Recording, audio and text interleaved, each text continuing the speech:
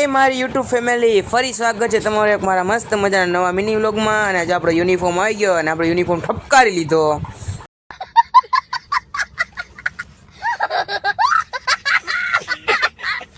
અને જો મિત્રો પછી આપણે આવી ગયા હતા બસ સ્ટોપે. આપણી બસ હમણાં આવવાની એટલે આપણે ઘડીક ઊભા રહીએ અહીંયા.